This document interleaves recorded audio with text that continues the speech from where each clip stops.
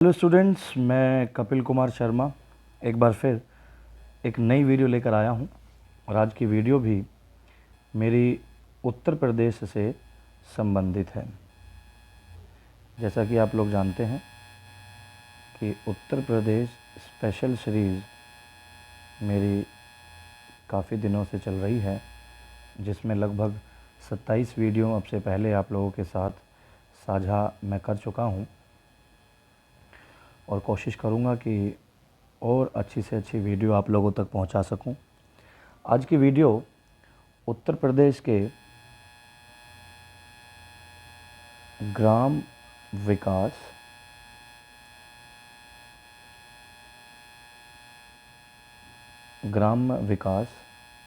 व रोजगार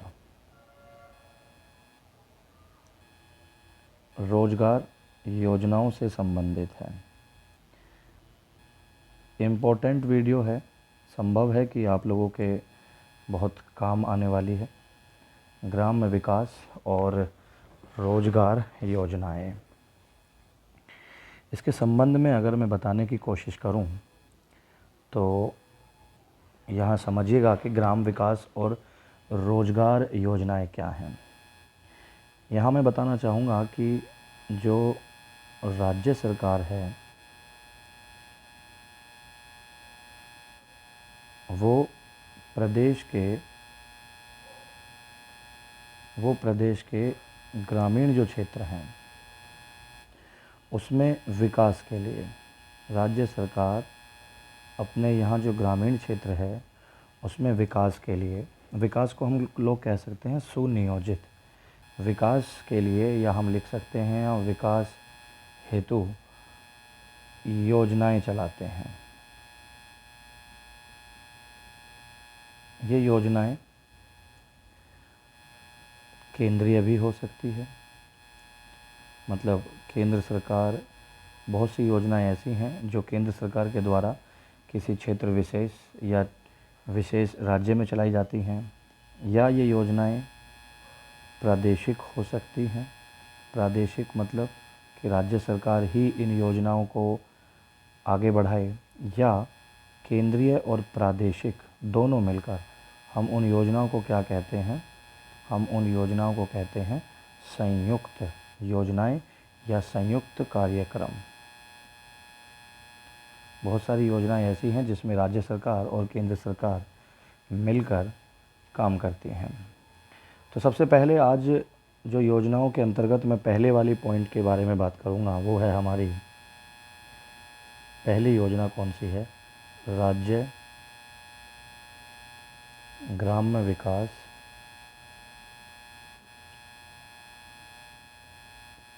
विकास संस्थान। ये क्या है? तो ग्राम्य विकास और रोजगार योजनाओं के अंतर्गत ये मेरा पहला पॉइंट है जिसके विषय में मैं आपसे कुछ जानकारी साझा करना चाहता हूँ। इसके आंसर पर अगर नज़र डालने की कोशिश की जाए तो हमारे प्रदेश में हम ग्राम विकास की बात करें, हमारे प्रदेश में ग्राम विकास से जो जितने भी जुड़े हुए अधिकारी हैं, ग्राम विकास से जुड़े हुए जितने भी अधिकारी हैं, या हम लोग कह सकते हैं कि कर्मचारी हैं, वो अधिकारी वो कर्मचारी जो ग्राम के विकास से जुड़े हुए हैं, उन सब लोगों के प्रशिक्षण को हम क्या कहते हैं, ट्रेनिंग कहते हैं। हम अनुसंधान मतलब रिसर्च के बारे में भी कैसे, अनुसंधान को हम लोग क्या कहते हैं, रिसर्च कहते हैं। और बहुत सारे परामर्श वाले जो कार्य हैं उनके लिए इस संस्थान की स्थापना की गई थी। कौन से संस्थान की? राज्य ग्राम विकास संस्थान की स्थापना इसलिए की गई थी कि ग्राम विकास से जुड़े हुए जो अधिकारी हैं या कर्मचारी हैं उनको अच्छी तरह से ट्रेनिंग दी जा सके, वहाँ पर रिसर्च हो सके, या परामर्श जैसे कार्य हो सकें, तो इसकी स्थापना 1 अप्रैल 1982 में की गई थी। ये देखिएगा कि राज्य ग्राम विकास संस्थान की स्थापना 1 अप्रैल 1982 में की गई थी। और ये संस्थान मुख्य रूप से किस नाम से जाना जाता है, ये नाम भी देख लीजिए आप। ये नाम है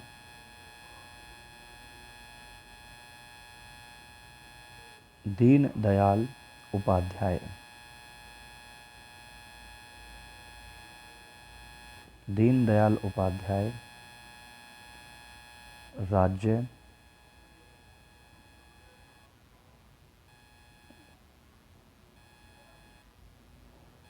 ग्राम विकास संस्थान।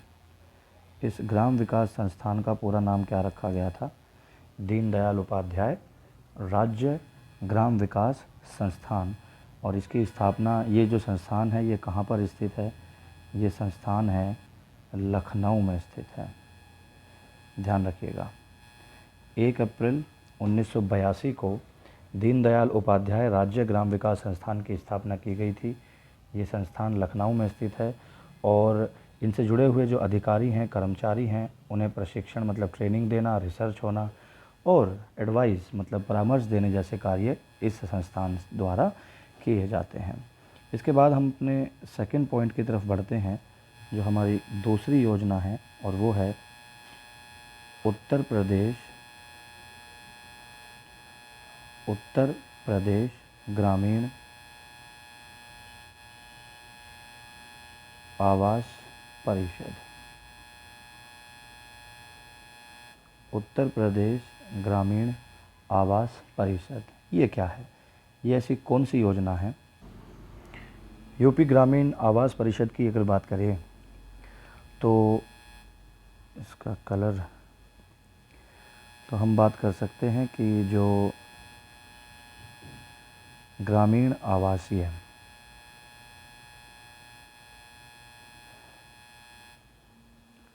और ग्रामीण आवासीय और मूलभूत आवश्यकताएं,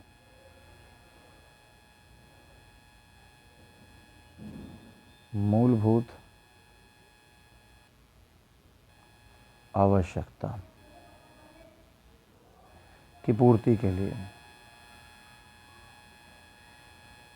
गांव में मूलभूत आवश्यकता, रास्ते, नाली, या हम सड़क और नाली कह सकते हैं, या हम गांव से लिंक मार्ग, जो मुख्य मार्ग से गांव को जोड़ने वाले लिंक मार्ग हैं, पानी की निकासी, ये मूलभूत आवश्यकताएं हैं। और गांव में आवासीय वाली आवश्यकता और उनसे जुड़ी हुई मूलभूत आवश्यकताओं की पूर्ति के लिए सन 1993 ईस्वी में एक, हम लोग कह सकते हैं, सिस्टम बनाया गया था, जिसे हम लोग कहते हैं निगमित निकाय। निकाय मतलब सिस्टम की स्थापना की गई थी। एक निकाय की स्थापना 1993 ईस्वी में की गई थी, यूपी ग्रामीण आवास परिषद। ये गांव में घर और उनसे जुड़ी हुई मूलभूत आवश्यकताओं की पूर्ति के लिए 1993 ईस्वी में एक निगमित निकाय की स्थापना की गई थी। हम बात करते हैं अब अपने अगले क्वेश्चन की तरफ बढ़ते हैं। और तीसरा क्वेश्चन है मेरा,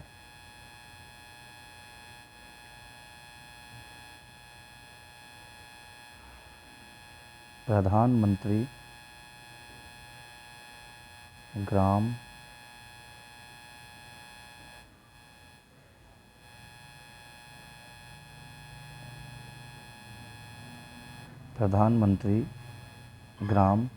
सड़क योजना। प्रधानमंत्री ग्राम सड़क योजना के अंतर्गत अगर हम बात करें तो यह एक ऐसी योजना है जिसमें गांव को पक्की सड़क से जोड़ने के लिए एक प्री प्लान, या हम कह सकते हैं कि योजना तैयार की जाती है, जिसमें हम कह सकते हैं कि गांव तक सड़क की जो सुविधाएं हैं वो पहुंचाने के लिए प्रधानमंत्री ग्राम सड़क योजना चलाई गई। अच्छा, ये जो प्रधानमंत्री ग्राम सड़क योजना है, यह कम्प्लीटली एक ऐसी योजना है जो केंद्र सरकार के द्वारा चलाई जाती है।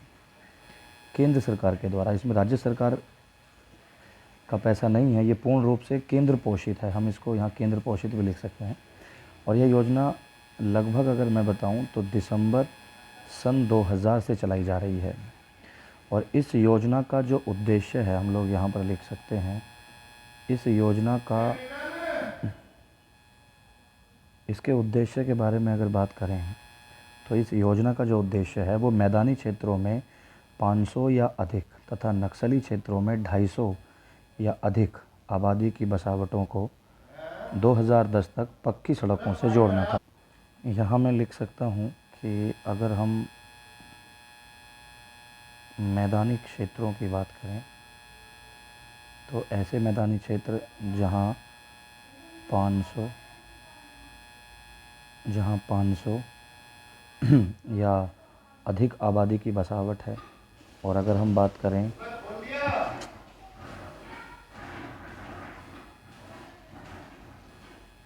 बात करें नक्सली क्षेत्र की, तो नक्सली क्षेत्रों में ये संख्या कितनी बताई गई है? 250 या 250 से अधिक, 250 कम से कम होनी चाहिए। और ऐसी आबादी वाली जो बसावट को लगभग 2010 तक पक्की सड़क से जोड़ना है, पक्की सड़क। और 2015 से, जैसे मैंने बताया कि सन 2000 से लेकर और 2010 तक इसका पहला चरण था, और 2015 से इसका दूसरा चरण स्टार्ट हुआ। पहले चरण में पूर्ण रूप से केंद्र सरकार ने इस योजना को चलाया, लेकिन दूसरे चरण में यह योजना केंद्र व राज्य दोनों तरह से, या हम कह सकते हैं संयुक्त रूप से चलाई गई, जिसमें अगर भागीदारी की बात की जाए तो इसका जो रेशो है वो 60:40 का है।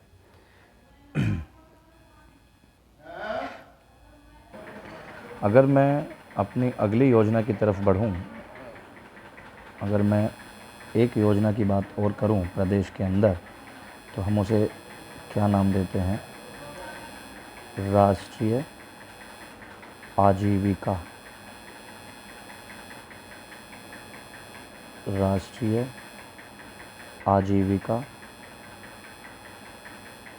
मिशन।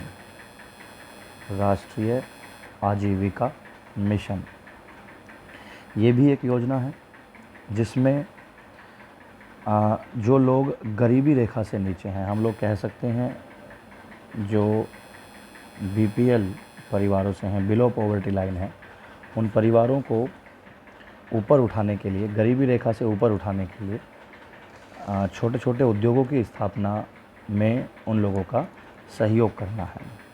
तो राष्ट्रीय आजीविका मिशन के अंतर्गत हम लोग अगर योजना की बात करें तो ये योजना भी केंद्र और राज्य के बीच की है, जिसमें केंद्र सरकार इसमें 75% और राज्य सरकार इसमें 25% की भागीदारी कर रहा है।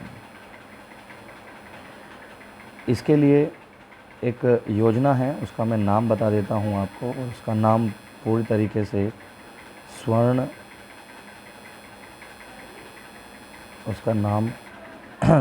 जयंती ग्राम स्वरोजगार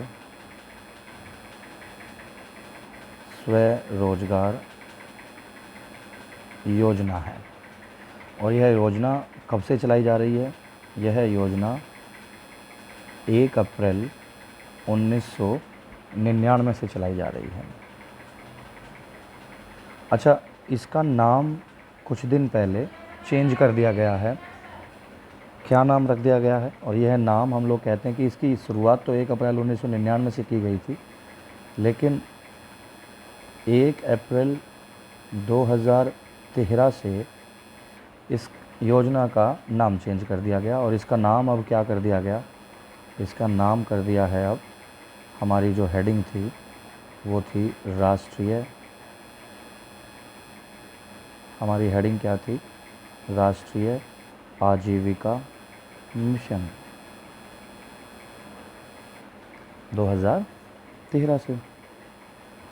मैंने जैसे पहले बताया आपको कि ऐसे परिवार जो बीपीएल हैं, बिलो पॉवर्टी लाइन है, उन्हें बीपीएल से ऊपर उठाने के लिए, जो गरीबी रेखा से नीचे अपना जीवन यापन कर रहे थे, उन्हें सहयोग करने के लिए, बीपीएल कैटेगरी से ऊपर उठाने के लिए छोटे छोटे उद्योग की स्थापना में सहयोग करना है।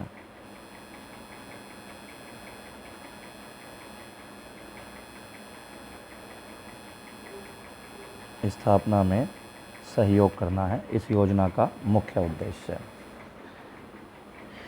इस योजना के अंतर्गत हम कहें तो इसमें कोई परिवार भी हो सकता है, इसमें कोई इंडिविजुअल या हम कह सकते हैं कि कोई व्यक्ति भी हो सकता है, या व्यक्तियों का समूह हो सकता है, या SHG हो सकते हैं। SHG क्या होते हैं? Self help group.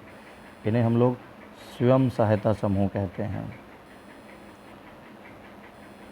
स्वयं सहायता समूह कहते हैं, SHG हो सकते हैं। इन्हें सहायता दी जाती है। अच्छा, इस योजना के जो लाभार्थी हैं वो कौन कौन हो सकते हैं? इस योजना के जो लाभार्थी हैं उसमें 50% SC या ST होने चाहिए, 40% इसमें महिलाएं होनी चाहिए और लगभग 3% इसमें विकलांग होने चाहिए, जिसके अंतर्गत इन सभी लोगों को इस योजना का लाभ पहुंच सके। इसके लिए विशेष रूप से कई सोसाइटियां भी बनाई जाती हैं। अगर हम बात करें कि इनको पूरी तरीके से कार्य में लाने के लिए उत्तर प्रदेश में कुछ सोसाइटी का भी गठन किया जाता है और ये सोसाइटी राष्ट्रीय आजीविका मिशन के लिए उत्तर प्रदेश सरकार की सहायता करती हैं, जिससे संबंधित जो लाभार्थी हैं उनको समय रहते लाभ पहुंच सके। ये कुछ योजनाएं हैं। एक योजना के विषय में और बात कर लेते हैं इस वीडियो में। यह वीडियो मुझे लगता है कि 2 पार्ट्स में बनानी पड़ेगी, क्योंकि ग्राम विकास और रोजगार जो योजनाएं हैं उसमें और भी बहुत सारी हैं, तो जिससे वीडियो बड़ी ना हो इसलिए मैं एक योजना के बारे में और बताने की कोशिश करूंगा। बहुत ही छोटी सी योजना है, 5वें नंबर की, जिस योजना को नाम दिया गया राष्ट्रीय बायोगैस कार्यक्रम।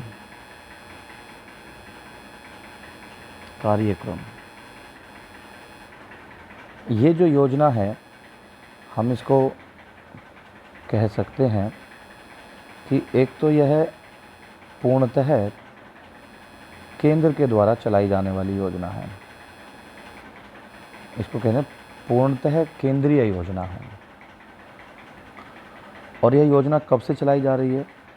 हमारे उत्तर प्रदेश की अगर मैं बात करूं तो उत्तर प्रदेश में यह योजना 1982 से 82 और 83 से चलाई जा रही है, जिसमें गांव में बायोगैस की स्थापना सरकार के द्वारा कराई जाती है, जिससे गांव में रहने वाले लोग चूल्हे से दूरी बनाकर गैस का उपयोग कर सकें। इस वीडियो के अंत में ये राष्ट्रीय बायोगैस कार्यक्रम के बाद मैं आप लोगों से एक क्वेश्चन करना चाहूँगा कि ये बायोगैस क्या है।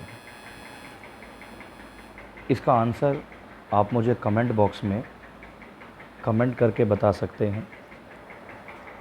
और इस वीडियो से संबंधित अगर कोई भी क्वेश्चन आपके दिमाग में हो तो आप मुझसे कमेंट करके पूछ सकते हैं। मैं कोशिश करूँगा जल्द से जल्द उसका आंसर आप लोगों तक पहुँचा सकूँ। आगे आने वाली वीडियो को प्राप्त करने के लिए या अपडेट रहने के लिए मेरे चैनल को सब्सक्राइब ज़रूर करें। धन्यवाद।